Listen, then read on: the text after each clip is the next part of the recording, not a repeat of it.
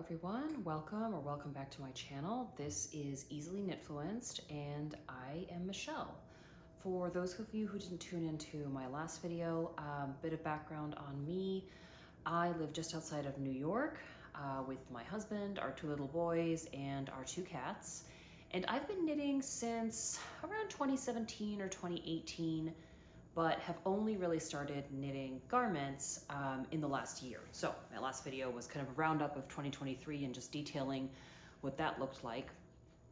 But this is going to be the first of a regular podcast series. So what you would expect, from a knitting podcast, finished objects, any whips, acquisitions, anything else that is, I guess, new and noteworthy that's going on in my crafting or knitting life. I think I'll maybe aim to get these out monthly. We'll see if that cadence holds. If I suddenly accelerate and I'm kind of producing things left, right, and center and, maybe doing smaller projects like accessories or children's clothing, I may do these a little more often, but I'm trying to keep the workflow kind of realistic here. So with all of that said, I want to thank everybody who tuned into my first video. Really wasn't expecting to get as many views as I did. So thank you so much to those who watched the video, those who commented and took time out of their day to leave really insightful, interesting comments. So thank you very much. This has really just been a project to kind of make some knitting connections and get my projects out there and document what I'm doing a little more systematically. So I was really not expecting it to have as much traction as it did. So thank you very much for that. I'm really, really flattered by it. So now on to the rest of this podcast, I guess. So let's start off with finished objects. I have one finished object this month, which was a child's sweater for my older son. So he's 3. This is the Breather sweater, which is by Frogginette on Instagram, and on Ravelry, she's on Ravelry as Lisa Cameri. I hope I'm pronouncing that surname correctly. If not, I'm very sorry. But it's this really cute raglan pattern. It's got the kind of the pattern on the front here with gosh, why am I forgetting the word for this? Garter. The garter stitch. Sorry, it's been a long day already. And it has these darling little elbow patches as well. So all very, very cute. I knitted this out of the Cascade 220 Superwash Merino in the color 29, which is this gorgeous red color. Very quick knit. It's a child's knit. So part of the reason I did this was my son requested he requested a project after he saw the sweater, the Handstrom sweater that I knitted for my husband. So I thought, okay, this took me less than a week. So I thought it's not going to take me a long time. And I thought it was a good chance to try out a yarn that I hadn't tried before, which was the Cascade 220 line. So this was my first knitting experience with that line of yarn. It knits up beautifully. I've never knit with a superwash before, so that's been interesting. I've washed this multiple times. As far as I can tell, the structure of it is holding up really well. Now, this is pilling, which I don't know if you can kind of see that there. But to be fair, my son is 3, and if he's not sleeping, he's in constant motion. So I can't think of a yarn that wouldn't pill, I think, given the way he runs around in this and, rolls around in the dirt and runs into the forest and all this other kind of, very, very childlike behavior, I should say. So yeah, this has been, I think a success. He loves wearing it. He wants to wear it to daycare on the days that he goes. So I think it's really sweet. And I'm pretty happy with it. So he'll wear this until it does fall apart, or hopefully his younger brother can inherit it one day. So that's it for finished objects. That was a quick and easy one. Like I said, I knit that in less than a week. Oh, and I forgot to say at the beginning, sorry to disappoint. This is not something I made, the cardigan I'm wearing now. This is actually a cardigan I unearthed in my closet as I was doing a big clean out. So it's store-bought, but it is giving me real like Crayabea vibes for that that kind of rainbow cardigan she did. So I might put that on my queue because I really like wearing this. It kind of goes with every color, every outfit. So glad I rediscovered this one. So this might be some knitting inspiration for the future. Okay, going on to whips now. I am in Whip City. I have a bunch of different whips, and so I guess I'll start with the one that I am spending the most time on. And I have to apologize. I think I kind of lied in my last video. I said I didn't want to do all over cables again because I did the sweater number 15 by my favorite things knitwear, and how tiring and in the end how boring that was. So I lied. Because my first whip, and the one I'm spending the most time on, is the Folklore Cardigan by Amy Gunderson. So this is the back panel here.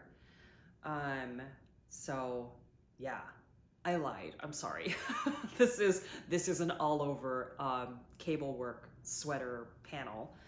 I mean, it's a little different to the sweater number 15, right? Because it's like left twists, right twists. You've got the like the moss stitch going on here. So there's definitely more variety to this than that other sweater. But yeah, I mean, it's an all over cable project. And this is a gift knit. So that's why I'm spending a little more time on this.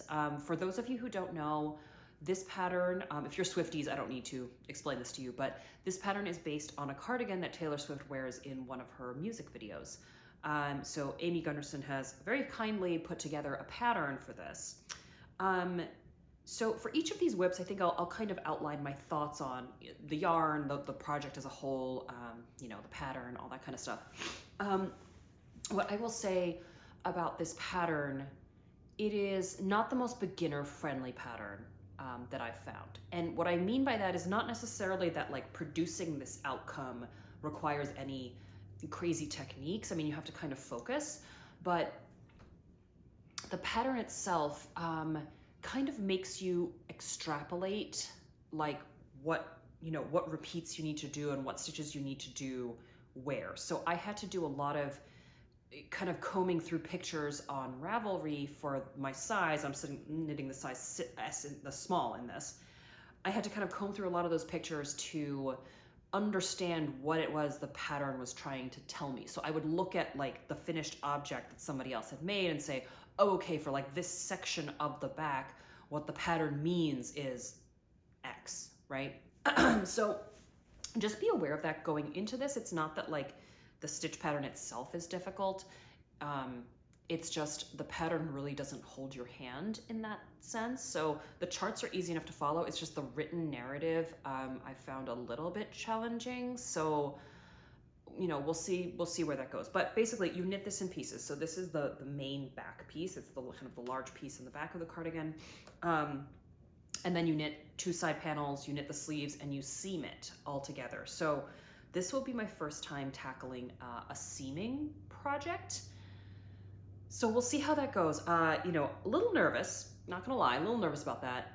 But look, I feel like it was gonna happen at some point, right? I was gonna have to seam something at some point, so may as well be now. We'll figure it out.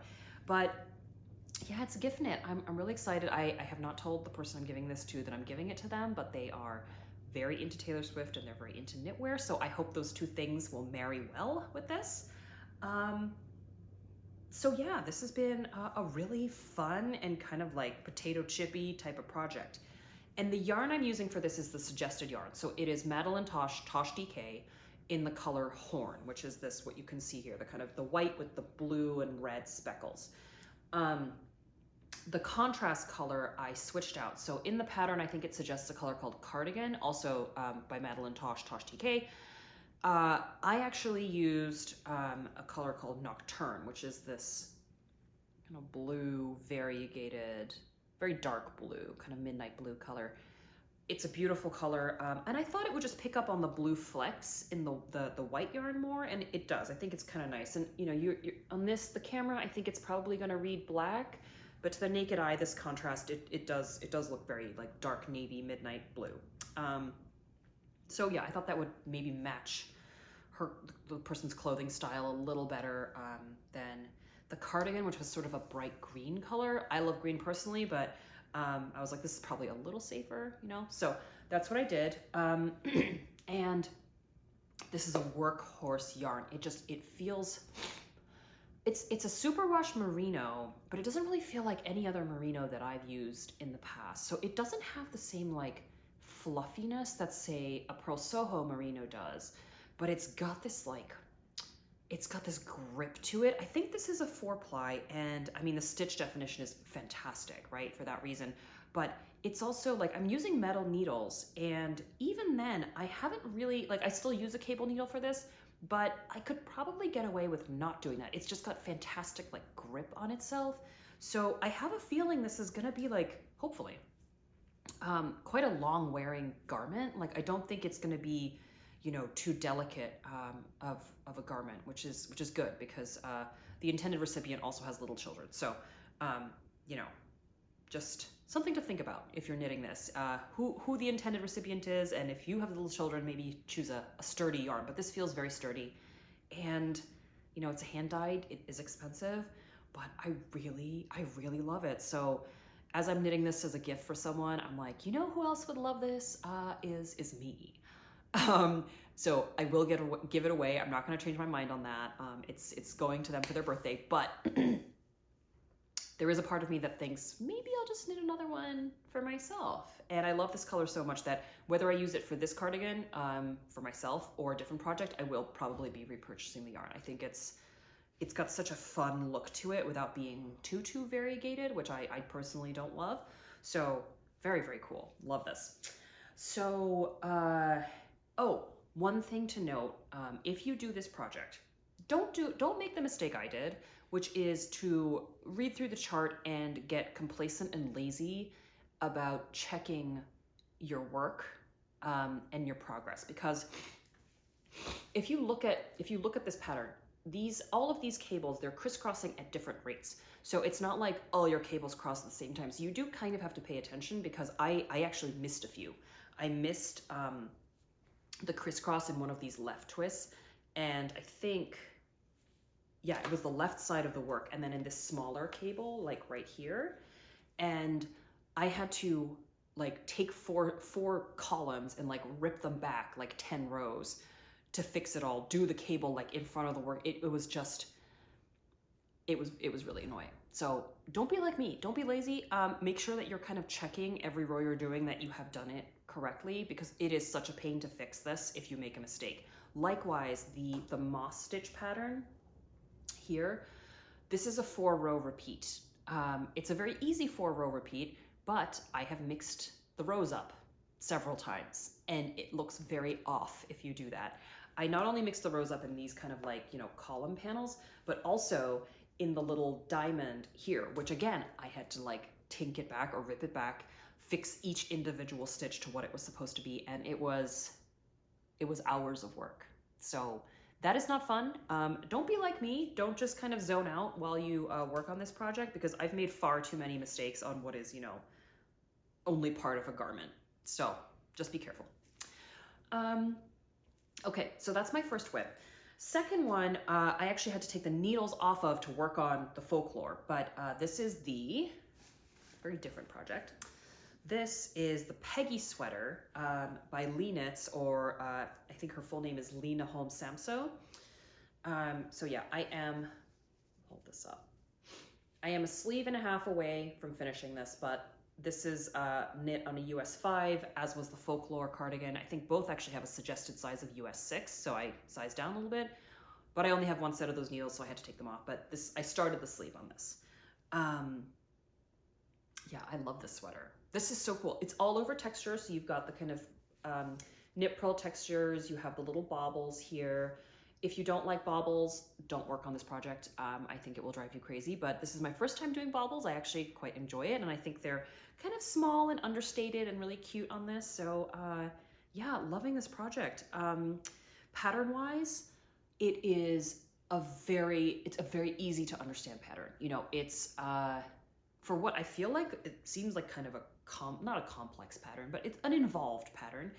This, you know, it's not a 17-page pattern, which I appreciate, but it's very clear, very concise. The charts are easy to follow and read. The structure of this is also very easy to follow. So the way this is constructed is you kind of knit a back panel here, then you knit sort of two kind of sections that kind of go over the shoulder to the front, and then you knit a front panel, join, work the rest of the body in the round, work the sleeves in the round.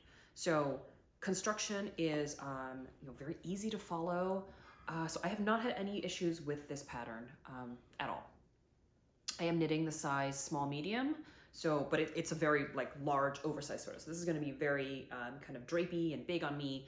So I'm very excited for this. And I chose this color quite specifically. So at the end of last year, or maybe mid last year, I forget, I did one of those color analysis things. I didn't pay for it or anything. I just did like a free one on Google. And one of the things that came out of that was that jewel tones suit me well. And looking at my closet, I thought actually, that's pretty true. A lot of the garments I love are, exactly this color. For example, I have 2 dresses in this color that I love, and my son also thinks I look beautiful in them, which is so cute. But also kind of, bright cerulean blues, or jewel tone purples also really suit me. So kind of if I think about like my occasion wear, like dresses I would wear to weddings and so on, it all tends to gravitate in that direction. So I thought, great, let me make a sweater in exactly that type of color. And I saw this color in my local yarn shop, which is Pick Up Every Stitch in Mount Kisco. Shout out, they're fantastic. And yeah, can't say enough good things about this. So the yarn I'm knitting this in is Sandnes Garn Sunday. This is one of the Petiteknit colors. It's green, and the matching mohair. And these are the colors 8236. So, which I believe is actually the suggested yarn in the pattern. So I picked the suggested yarn again, which is great. I think this is a fantastic alternative to the storm sweater. So if you look at the storm sweater and you think, I want to do all over texture, but I don't know if this particular texture is for me, this is a great alternative to that. And I think it's, especially if you did this in a neutral color, I think it's a little more understated than maybe the storm sweater is. And I might still knit the storm sweater, not gonna lie. I think that one's also very cool, but I had this in my queue and I was kind of gravitating towards this anyway. I just love the baubles on it, so I wanted to do this one, so I did. Other things to note, yarn-wise, beautiful color. I wanna just point out that this mohair is somewhat atypical in that it contains 15% wool. I am not super sensitive to really any kind of fabric. I mean, obviously I love softer yarns. That's anybody's preference, I think, but it's not like wool horribly irritates me or anything. Now, that said, when I put this on, just on my skin, I can feel that it is not just mohair and silk that's in this yarn. So if you're especially sensitive to wool and you already have an issue with scratchy kind of mohair texture, maybe, avoid this yarn and use like the Knitting for Olive or the Isager, which is in one of my other whips that I will talk about as well, because those are softer and they don't contain wool. So just something to note. Obviously, I will still wear this sweater all the time. It's so big as well that, it's not like it's clinging to every inch of my body. So I'll wear a little t-shirt or like a camisole under it. I don't think it's going to be an issue, but something I like to point out for you guys in case you are sensitive to that. So yeah, 5 out of 5 stars. So far, I love this. I'm excited to finish it, but spending a little more time on the folklore right now because that has a mental deadline for me anyway, and this one does not. So that was my second whip. Now moving on to what I alluded to earlier, which was the one with the Isager yarn. Okay, so I'll try to show this to you. This is my Eva Cardigan. Excuse the coughing. I have one of the 25 colds I'm going to pick up from my kids this year. It's beginning. Okay, so there's the front, this Eva Cardigan. So I'm like, I don't know, maybe halfway through the body on this. And I'll show you the back. And I am knitting this on 6mm needles, which I believe is the recommended needle, or maybe it was a 7. Not 6mm, a US 6.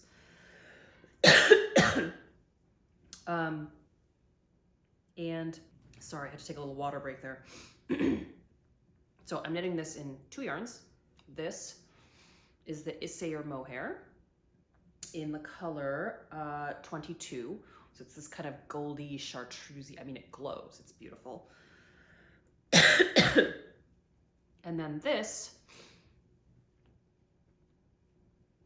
is Illimani Santi Tweed in the color Pineapple. This is a combo of, I don't know, like 6 different things, which if I can find the label, I will read it out to you. Okay, I can't find the label, so I'm gonna put it on the screen for you. But it's beautifully soft, and you can see you kind of got that like tweedy little look there. So this is another like jewel toned garment I'm making for myself. I'm making the size small, and I'm really excited about this one. So this is the Petiteknit pattern, and it's the first one I've tried with the contiguous knitting method, which I'm having a hard time kind of trying to think about how to explain what that is. Basically, it's like you're knitting the back panel into the sleeve cap into the front panel all in one go. So unlike the Peggy where you kind of knit the back panel, stop, pick up, knit the front, stop, then like, you know, make a panel here, attach. This kind of does that in one piece, and granted it's a cardigan, so like, you know, it's a little bit different, but you can see, maybe you can kind of tell that seamless kind of like raglan shaping there, almost like it's coming out in 3 spokes like this. Very cool. So I'm excited to see what this looks like when it's washed and blocked and like actually on my body, but a very cool construction. So I might look for more projects that do this because I feel like it saves a lot of time. Makes my life a lot easier anyway. So what else to say about this? You know, it's a cardigan, so it's a lot of back and forth knitting, but controversial opinion, I don't really mind purling necessarily. I'm a little slower purling than I am knitting, but I don't mind it. And that might be because I'm an English knitter. So I hold my yarn in my right hand, and I also throw the yarn, so I'm not like twisting my wrists or kind of flicking. So it's almost like my whole hand and like kind of arm makes that movement. So the movement to make the knit and to make the purl are not radically different in terms of like the effort it takes my hands. So I don't get sore purling, so I don't mind it. What is my nemesis though is ribbing. I really don't like ribbing. To the point that like I have taken things off my queue because they have lots of ribbing, because I don't want to face it. So that's my thing that I don't like doing. But purling is fine. I'm excited to have this finished. It's so soft, and like what I was saying about the mohair, the green mohair earlier, this is probably the softest mohair that I've ever touched. And it's like, I mean, you know, it doesn't feel like anything like on my neck. It's so soft, and I think it's because this is not just mohair, it's kid mohair. So the softest version, I guess, of mohair is in this along with the silk. So I found that tends to have like the best results, at least for me. So if you are sensitive, maybe try a kid version. I will say that Isager color selection, you're not gonna get that like gorgeously aesthetic, like gradient color selection that you do for knitting for olive, for example. But they have most colors, right? So if you're not like looking for something ultra specific, I think you'll find what you need in the Isager selection. It's a little more expensive, but I love this. This is a beautiful yarn. All right, so that's the third whip. I'm just looking at my notes here. The last one is truly a whip in that it's like literally just, it's a rectangle. This is going to be the Stockholm sweater by Petiteknit.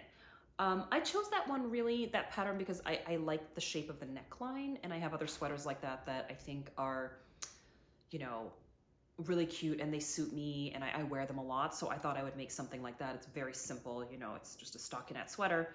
And I'm making it out of the Nigh DK from Purl Soho in the color Raindrop Blue, and that is 100% cashmere yarn. So kind of a pricier yarn. I got this on sale, which is where I get all of my Purl Soho stuff. So I mentioned this in my last video about Purl Soho, and I may do a full review video on that. I just need to like compile some thoughts on it. But Purl Soho, this has happened to me frequently with them. The pictures online don't necessarily look like the colors that, you know, get delivered to your house. So online, this looks like a gray blue. In person, and I think it's not gonna show on camera, but like, it's got this like periwinkle blue, but kind of lilac, but also a little bit of pink heathering. Like when this arrived, I gasped when I opened the box because I was like, oh my God, it's like so much more beautiful than I was expecting it to be. So, you know, I think if you have your heart set on a Purl Soho yarn and a certain color, just maybe do a little digging on Ravelry and see if anybody has made projects in that yarn and see if you can see them in different light and so on, because I saw a couple pictures of this on Ravelry and, you know, there were comments that it didn't look like the pictures online, but I was very pleasantly surprised by this, so this outcome was great. But just something to be aware of. There's something, and I don't know if it's just me, there's something about like, I think the brightness of my screen, or maybe it's my computer screen or whatever, that just like distorts versus the reality of the color. But anyway, it's a beautiful yarn. It's cashmere. It's super soft. I might be playing Yarn Chicken with this because this is the back panel of the sweater, and I've already used up like almost an entire skein of yarn. So I only have 5. So this might end up being a very cropped project. Or I'll have to like email their customer service and beg them to dig around in the warehouse and find another skein of this in the same dye lot. But their customer service is great. If anyone can help me, it's Purl Soho, but slightly worried about that. So we will see how this one turns out. But I'm excited to get this one done. I think it'll be like just a really easy wear kind of staple, also good for work, you know, like maybe not on a super formal day at work. I think this could work really well. What else can I say? Oh, knitting this in a size medium, US 6 needles. So you see a pattern here. I am squarely in that DK range. Doing fingering weight sweaters, I think, is a little bit beyond me. I'd say DK to light worsted is like where I seem to be playing a lot these days. So, you know, I think that might change a little bit for summer garments. I tend to knit with lighter yarns for those, so we shall see. But that's it for whips. So now on to my one acquisition for this month. I have just one acquisition. Leaf stuck to this, okay. My son tracks leaves into the house, so they end up like dried leaves are all over everything. Anyway, this is, I got a large sweater quantity of these 2 yarns. Hopefully this is gonna focus. But this one is the Julie Asselin Leizu DK, which is a 90% superwash merino and a 10% silk yarn, and this is the color Biscotti. So kind of a warm, neutrally kind of beigey, light color. It's pretty. This is the Ito Sensai Silk Mohair in the color Goat, appropriate. And I don't know if you can see there, but like the kind of the core of this yarn is the same color as the Julie Asselin yarn, and then it has this the mohair around it is like a gray color. So I think this is going to be like a really cool subtle look, and what I'm intending to make out of this is going to be a beast of a project, which is Anne Wenzel's pattern for the Cardi Cocoon. So if you don't know what that looks like, I'll put a picture up here, but it's like a coat cardigan, I guess, with this beautiful kind of honeycomby looking pattern. And so yeah, this is going to take me a while. It's a worsted gauge, so maybe it'll be a little faster, but it's going to be a long time project. But I hope I can get it done for the spring. Once I cast one of these other projects off, I'll cast this on. I haven't even swatched with this yet, so I have no idea what it's going to look like, but I'm excited. I think it's going to be a really cool addition to my wardrobe, and kind of more of like a, you know, neutral, everyday, wearable type of project. So so I'm really excited to cast this one on. But that's it for acquisitions. So yeah, that's been all. So thank you guys for tuning in. Like I said, I'll try to do these monthly. If I suddenly accelerate a project and cast it off, you know, maybe I'll do a short little video showing that off and giving like my final thoughts on it. But this has been the format, I think, for a lot of, you know, knitting podcasts. So I'm happy to stick to this. If there are things that you think I should be covering, or, you know, aspects about patterns or yarns that like you want to hear more about, I'm happy to include those going forward. So, you know, just leave me a comment below, and happy to incorporate those. If you like this kind of content, if you like my channel, please like, please subscribe. I'll try to kind of upload things regularly. So you'll have the podcast, and I also want to do, like I said, maybe review videos. There's a couple other things I'm sort of throwing around that, you know, might be less project-based, more kind of lessons learned type of videos, because I consider myself still a beginner in terms of like garment knitting for sure. So I've learned a lot of things in the last year. I'm still kind of consistently learning things as I go along. So hopefully I can turn those into content that could be helpful for other beginners or other knitters who've been knitting for a while but haven't done garments, that was me, you know, a year and a half ago. So I will try and incorporate those if I can. But otherwise, thank you so much for joining me again. Enjoy the rest of your day. Enjoy the rest of your week. Have a fabulous weekend. You know, and I will catch you on the next video. Thanks and goodbye.